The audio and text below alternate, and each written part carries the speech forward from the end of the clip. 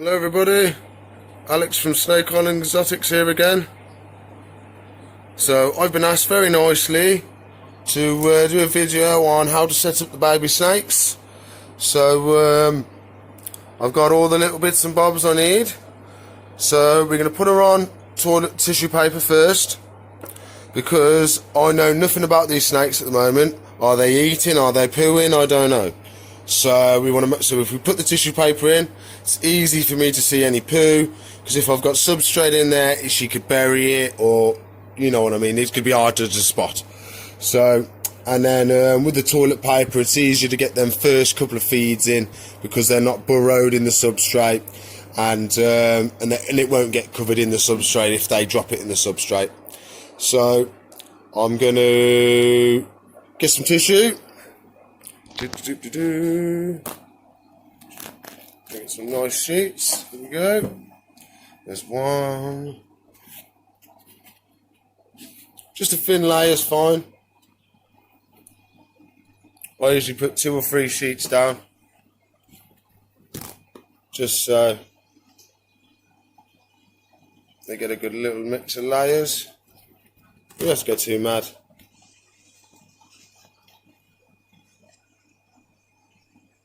There we go.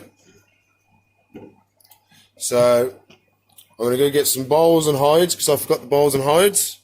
So I'll be back in a sec. So here we are. Got the bowls and the hide. I just have to take the tags off them. So they're spanking brand new. So put the hide over there. Water bottle at the other end. I might put a little bit of bark in there. Maybe a little bit of wood, something that they can help shed on, something to rub against. So we're going to start setting up the heat mat and the thermostat. So I'm going to go get that, and then I'll be back.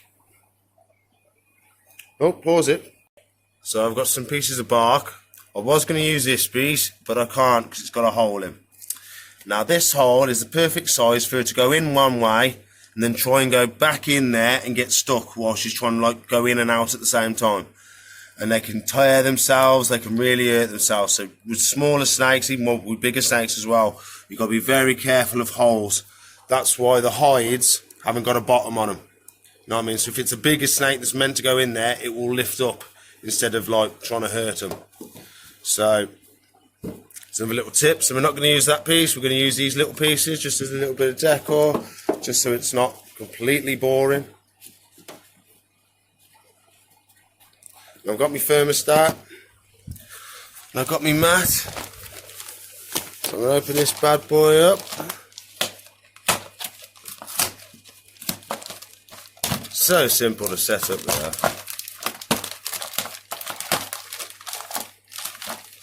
So whip the mat out. Oh, it'd be easier with 2 hands, it would be. Give me a sec, I'm going to pause it. Oh, sorry. So there we go, I've got the mat. So we want the mat under the hide end. We don't want it in the tank, we want it underneath the tank. You never put it in the tank because the snakes can burn themselves. And I'm going to get the old thermostat out, so I'll pause that now while I get this out. So there is your Exoterra mat stat. Never ever had a problem with these. So you've got 3 fingers coming off them. You've got, if I move this out the way, you've got the probe, which senses the heat. You've got the plug you plug your mat into, and you've got the plug you plug into the wall. So we're going to put the probe underneath. We want it right underneath between the mat and the tank, so it knows exactly the temperatures. We'll plug the mat into this plug.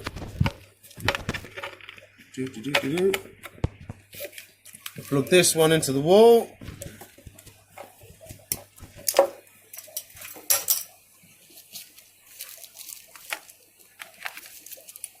I'm a bit restricted on wires, but so that's on.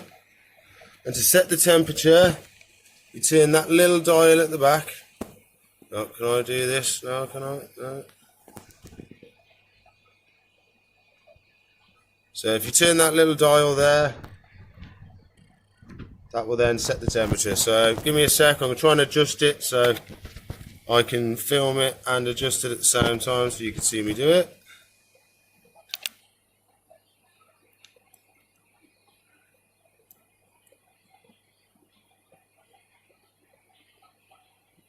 32.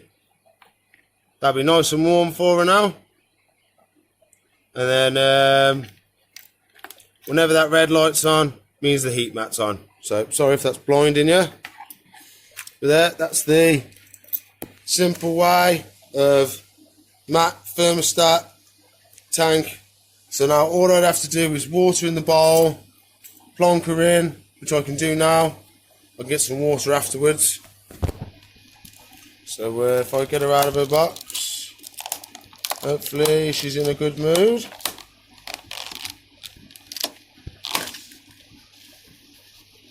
There she is. Lovely looking corn, absolutely stunning. So there she is. This is the one that's the normal corn, female. She's reserved, well, she's fully paid for. We're just waiting for her to have her little checkups at the shop, have a feed, have a poo, make sure she's okay. And then, yeah, then she can go to her new home. She's a little bit cold, I have to admit, from the transport. You go in your little hide.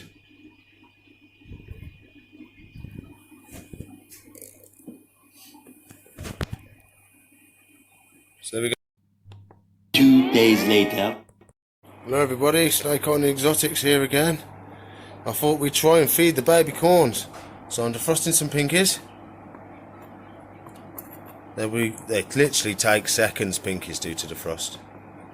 Just got it in lukewarm water. You've seen me do that on my other videos, so you know about temperatures and stuff.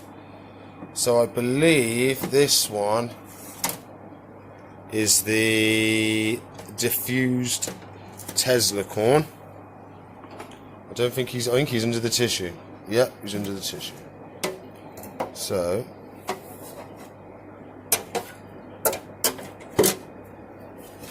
oh, there he is.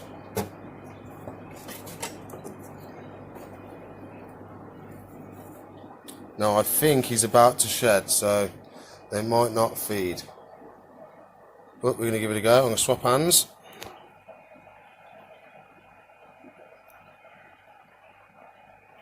So there we go, we've got the little mouse. So we want to go get her attention. She's realised it's food.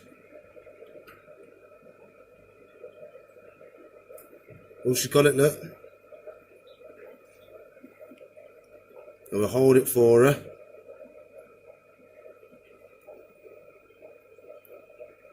She should slowly start to eat it.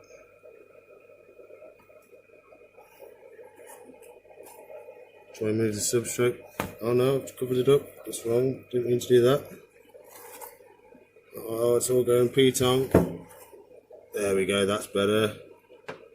So we can drop her with that now.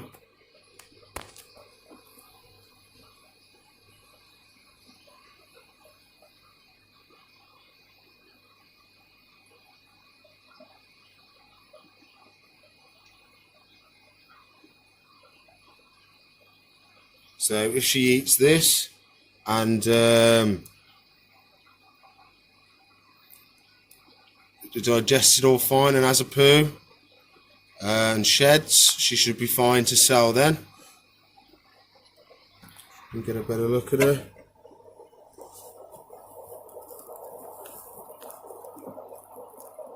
The toes and the tail to eat. So I'm going to cover her back over so she doesn't stress back out. Put the hide over here so we know she's there, so we don't want to crush her. So I'm going to put the lid back on.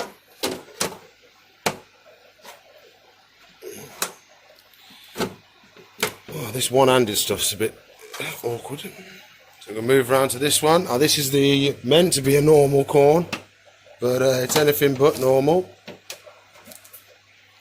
I believe she's under this bit here. She's not under there.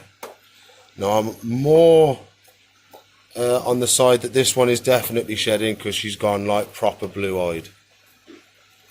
There she is. So I'm going to get my tweezers. I'm going to swap hands, and we're going to see if this one wants her dinner. So normally the baby corns, they usually love their food, they do, so even when they're shedding. See, she can smell it.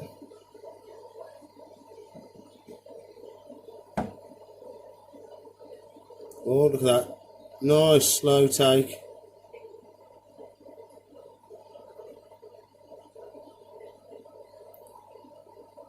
Just let it go now.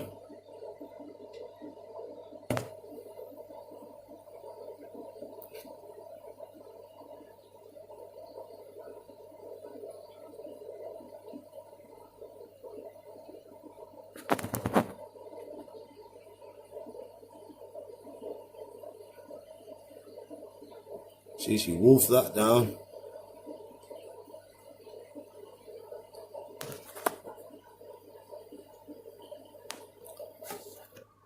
So now we're waiting for her to have a nice poo, so we know everything's working. And she's going to shed in the next couple of days, I'd have thought. See how she wiggles it down as well? She moves side to side and she slowly works it down into her stomach.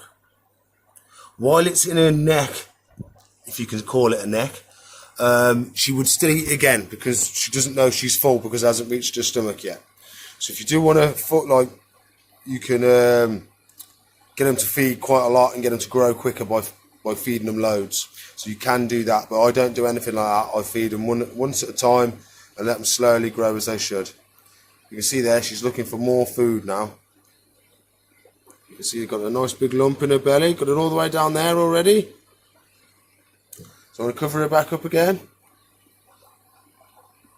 There we go, she's happy now. So she'll be ready to sell in the next couple of days, as long as she poos and sheds. So thank you very much for watching. Hope this has helped you. See you in the future. Bye.